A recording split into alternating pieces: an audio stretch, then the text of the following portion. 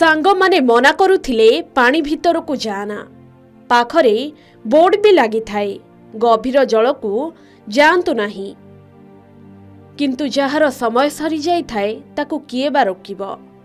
सांग मानक बारण सत्वे डैम भितर को पशिथिला निर्मल आउ हठात निर्मल रो गोड़ खसीगला। सांग माने बहु चेष्टा कले निर्मल को बंचाइबा पाई। सेपटे निर्मल भी पानी रे छटपट ही बंचाओ बंचाओ चित्कार करुथाए किंतु मृत्युर समय पाखे आसिले सबु चेष्टा विफल हुए। किछि समय भितरे निर्मल रो स्वर सुनागलानी। सांग माने दमकल बाहिनी को डकाइले। खबर पाई उद्धारकारी दल भी घटनास्थल रे पहुंचिले। संज नई आसुथाए अंधारे किछि भी देखा जाउ नथिला किंतु उद्धारकारी दल टॉर्च धरी खोजाखोजी करिथिले। दीर्घ 3 घंटार सर्च ऑपरेशन पर मिलिथिला निर्मल रो मृतदेह। बुलिया सी तर कहला गाधेबी जस्ट कूल जाइस तो कहला पहला ना हाँ मुझे पूरा एक्सपीरियंस पहरा वाला कही जाइस तो कूल तो चेष्टा कर गामछा मचा पकईचु ये कर भितर कौन था ना पिंकू घर कौटी था बिरिबाटी कंतरपुर केत घटना 1.5 घंटा खंडे हो मैक्सिमम तो लिखाई सतर्क सूचना गाधिया मना तुम कहीं गाधिया कथा नहीं सी गला मुझे करी माने मु कूल जी गाधेबी कर पेंचार ओल्ली सेठी चप्पल फल थोइकी फोटो फोटो उठेकी से बाटे बुलिकी से तार कहला मासीबे पड़े तुम दुकान काम करथला। हां से जमालिक सूचना अनुसार मंगराजपुर डमडमणी डैम रे बुड़ी जणे युवकंकर मृत्यु होईछि। मृतक जनक हेउछंती कटक बिरिबाटी अंचल निर्मल राउत।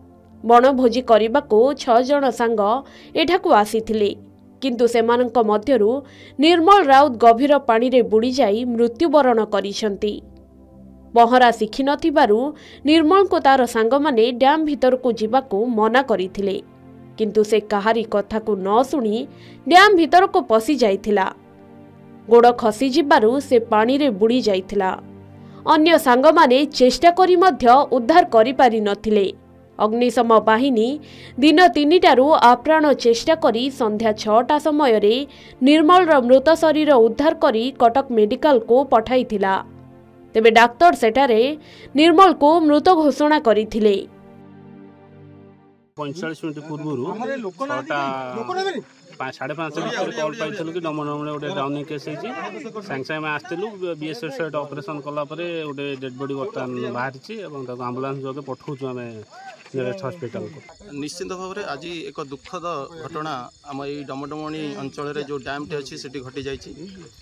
गत वर्ष एपरी एक घटना घटी जाइए गोटे 20 ରୁ 21 वर्ष पिलार जीवन जाइला एवं गत जुलाई 24 तारिख एपरी 3टी पिला बुड़ी जाइए जो गोटे पिला को रेस्क्यू करा जाइଥିଲା एवं 2टी जीवन अनिवार्य चली जाइଥିଲା। प्रशासन पक्षरु बारण करा जाइथिले सुधा केही नियम को मानु नाहंती आउ एही स्थान रे बारंबार एभली अघटन घटुछि। एहाकु रोकिबा पई सेठारे तारबाड़ बुलाइबा नेई साधारण रे दाबी होईछि।